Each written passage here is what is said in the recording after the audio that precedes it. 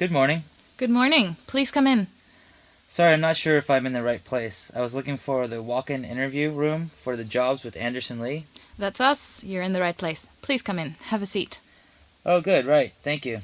So, you're interested in a position with us. Was it for the accountancy department or sales department? Accountancy. Okay, well, first things first.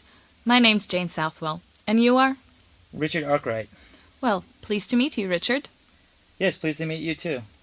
Can I just check the spelling of your surname? I think I've got it right. It's Arkwright? No, actually it's Arkwright. Oh, yes. Okay, thanks. Well, let's make a start.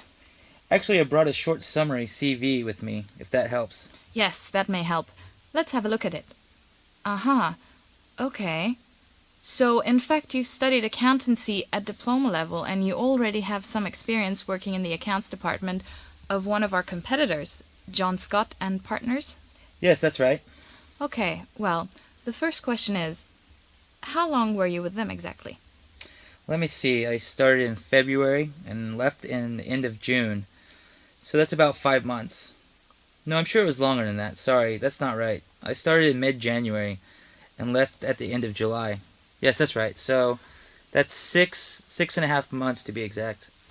Okay, and what were you working on mainly during that time? Well, I was helping several auditors, and mainly it was checking through delivery dates and invoicing dates to make sure they were as they should be. Okay, and anything else while you were there? A short spell with one of the bosses. That was more interesting, to be honest. I was asked to help him with the balance sheet entries for one of the larger clients. I better not say which one, of course. Okay, no problem at all.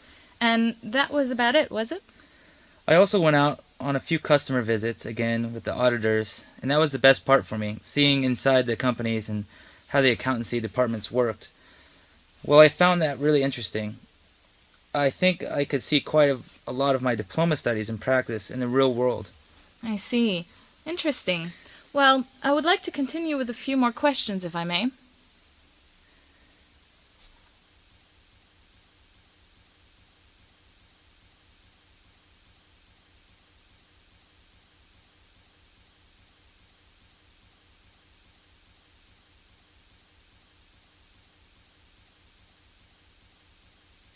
Let's talk a little about your studies. Which aspect or aspects of the diploma did you find most interesting? I think probably the computer-based business modeling. I see. And why was that so interesting for you? Well, I just found it quite fascinating, really, being able to input what-if type scenarios and being able to see immediately the impact of their other financial aspects of the business. Okay, Richard. And what attracted you to Anderson Lee? Why did you decide to come here today? Well, I noticed in the job advertisement that you have a number of vacancies for trainee auditors. And as I mentioned before, going out into companies and working quite closely with them, that's something I really enjoy doing. Also, I think it would give me a very good start in the industry because I know Anderson Lee has a very broad client base. So presumably, I'd be gaining experience in a wide range of organizations. Okay. And also, Yes, please go on. the fact that your company is quite large, I think means that there will be opportunities for advancement in the future. Okay, Richard. That's interesting. Can I just ask you about your grades? Final year grades for the diploma. Yes, of course. Could you just go through them quickly for me, subject by subject? Please start at the top with accounting theory. Okay, so accounting theory, B. Basic economics, B. Computer-based business modeling, A. Corporate accounting, A. And financial planning, B. I see. Very good. Well done. Thank you. Well, I can tell you right now, Richard, that we would be very interested in taking this to the second interview, if you would like to do that. Oh, really? That's great news. I'm a bit shocked. I didn't expect to. That's okay. So, would you like to go ahead? Oh, yes, definitely. Okay. Well, I'll discuss this one with one of our managers, and I'll get back to you in a couple of days. Is that okay? Yes, that's great. Thank you so much. I've got your telephone number. Have I on your CV? Actually, no, sorry. I think I forgot to put it on there. No problem. Could you let me have it now? Of course. It's 0676201210. Okay, so 0676201210. That's it. Okay, Richard, very nice to meet you, and I'll give you a call.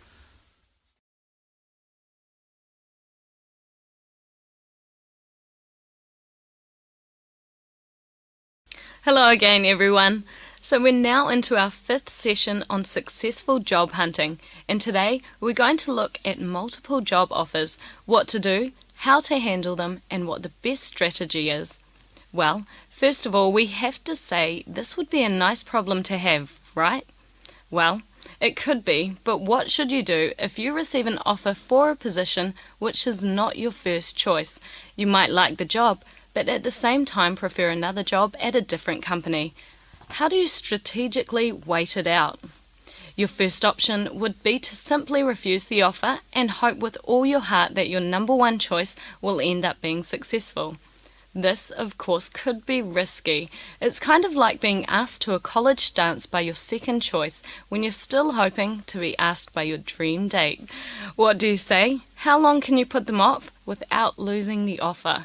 Handle this poorly and you could end up without any offers at all. No date for the college dance. The first piece of advice I'd like to offer you is don't rush in.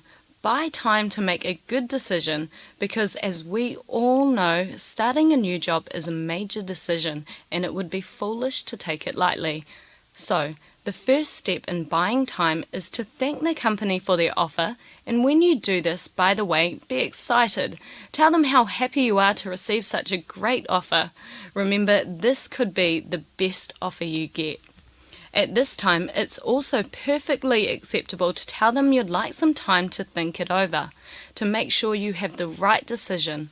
This is something they'll understand and respect. They have no doubt taken their time in making the decision to offer you a position, and they should grant you the same privilege. It's not uncommon to ask for 5 days or a week, although much more, 10 days or 2 weeks, might be asking too much. The other thing to do, which may also buy you time, is to ask them to put the offer in writing, if of course they have yet done so. In many cases, this is going to take a working week to arrive, which gives you 5 or maybe 7 days thinking time. One word of warning here, you should read offer letters carefully. It's not uncommon these days for companies to include a time frame for acceptance of the position offered, so whatever you do, don't miss the deadline. Just one more point before we move on. On receiving an offer over the phone or in writing, if something is not clear, you don't have to just accept it that way. It's perfectly okay to follow up an offer with a question or several questions for that matter. Again, as long as your questions are valid ones, the company can only respect you for wanting things clear. One example where you may need clarification is with respect to the remuneration package. Remember, once you've signed on the dotted line, the opportunity for negotiation has gone.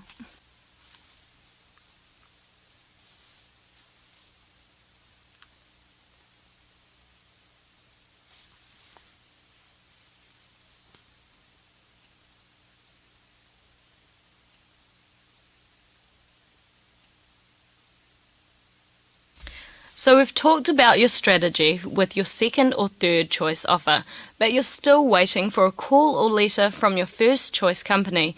Is it just a question of waiting, or is there anything you can do? Well, more often than not in life, there are always things we can do, and in this case, like many others, it pays to be proactive. So, the first thing to do with respect to your first choice company is to inform them of the other offer or offers you've received. There are 2 reasons why you should do this. Your first choice company will be pleased that you've brought them up to date with your situation. So, they are now fully aware of your situation and that can help them. It also helps you. The very fact that you have received other offers is something to be proud of and something which also improves your application. The fact that these other companies are offering you a job must mean that they can see the value of what you have to offer. There are probably 3 possible outcomes of doing this. 1. They offer you the job. 2. They tell you they are no longer considering you for the position. 3. They up their offer with an improved benefits and perks. The thing is that applying a little pressure on your first choice will not do any harm because you need to know where you stand so you can move forward.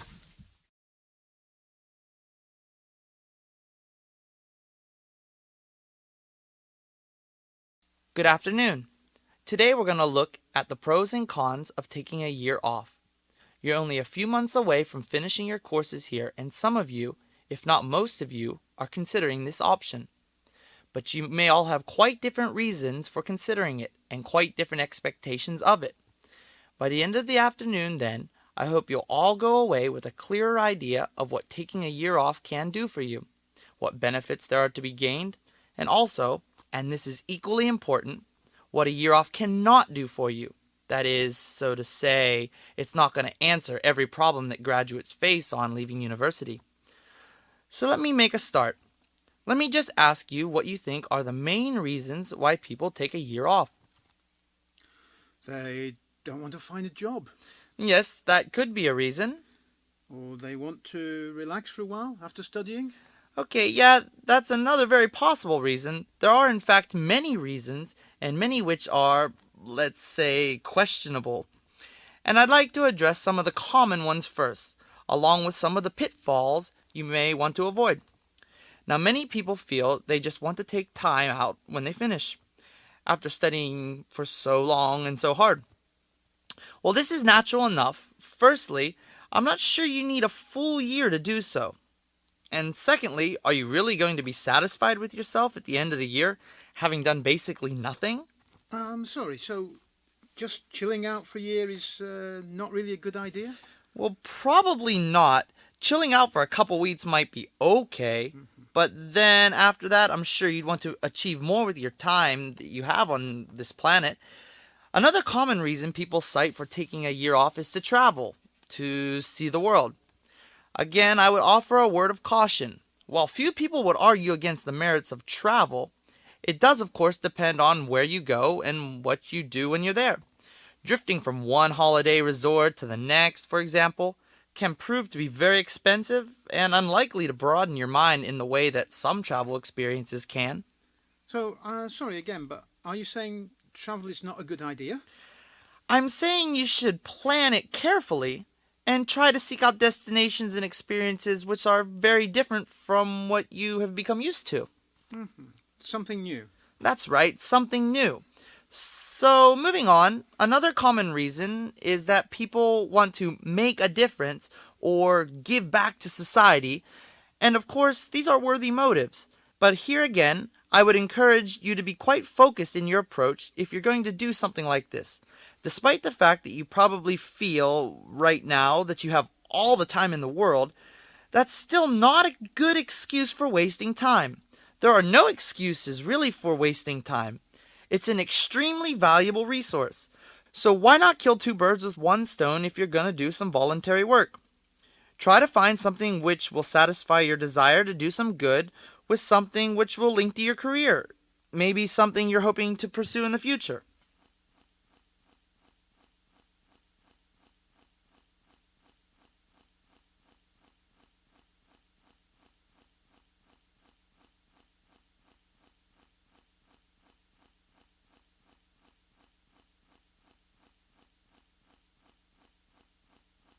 So, what kind of approach would you recommend we take? You should start with your aims. Give yourself some time to sit down and ask yourself what you want to have achieved by the end of the year.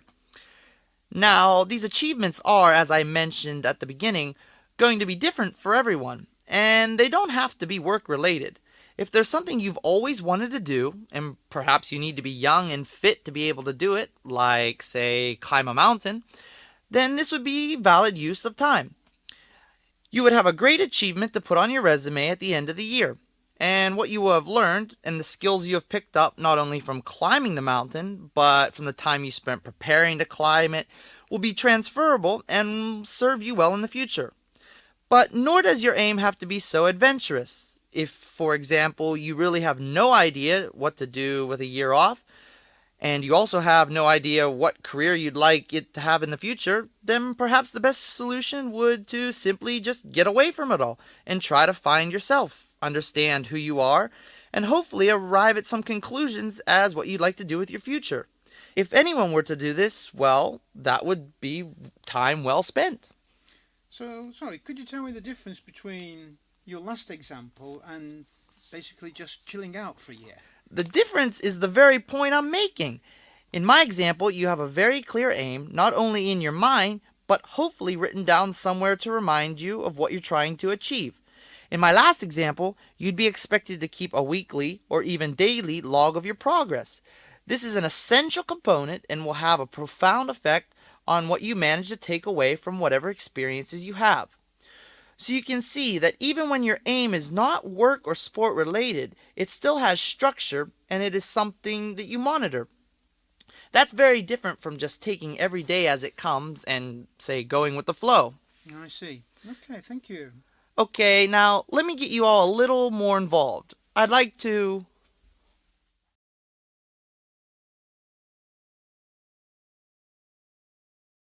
Undoubtedly, the printing press changed the world in the 13th century by spreading the written word. But the telephone was the first technology that made working together at a distance possible in real time. Telegraph and semaphore flags, you might argue, made that possible too. But you'll have to admit, the bandwidth was pretty low, and the bits per second transmitted were just that. Bits per second. Good afternoon, ladies and gentlemen. Welcome to this, our first session on telecommuting. Today the focus is mainly on the history and briefly on how things are looking today. Let's make a start. It was back in 1831 that Michael Faraday proved that vibrations of metal could be converted to electrical impulses. 45 years later, around 1876, Alexander Graham Bell applied the discovery and was issued a patent for the telephone.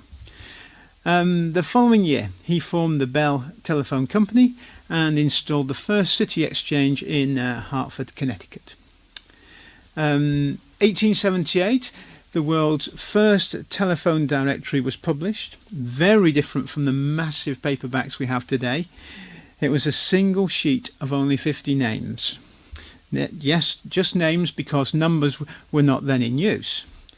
And that year, President Hayes installed the first telephone in the White House. The first outgoing call from there went to Alexander Graham Bell himself, who apparently had to be told to speak more slowly.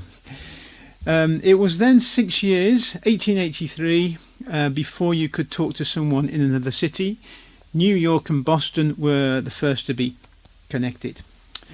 In 1912, the Navy experimented with air-to-ground radio using Morse code, and in 1921, the Detroit Police Department began experimentation with one-way mobile voice service, so-called radio-telephone communication. And in 1933, the New Jersey Police Department made it possible to call a police vehicle and expect an answer over the first two-way system. Moving on, 1946, a driver in St. Louis placed the first mobile telephone call, and in 2 years, wireless telephone services were available.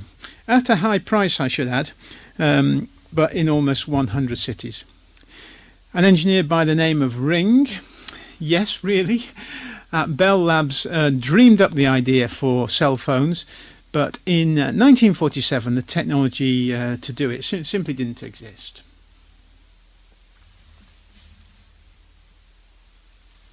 So when did the cellular phone start to take off?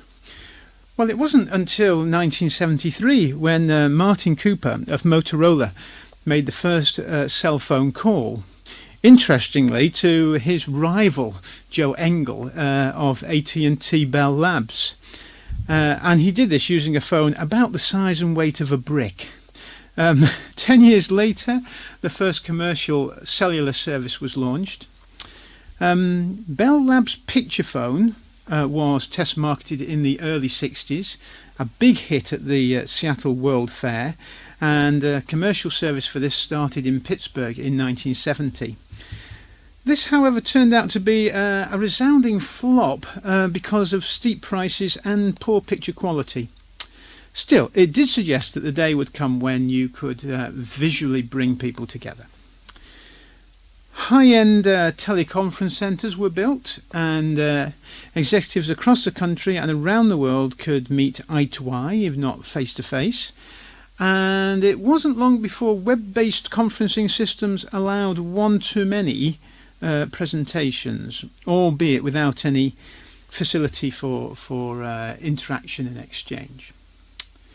Other systems designed to allow collaboration also came along, but were often hard to use because they weren't intuitive, designed for geeks by geeks, and in some cases they were more limited than the technology they tried to replicate.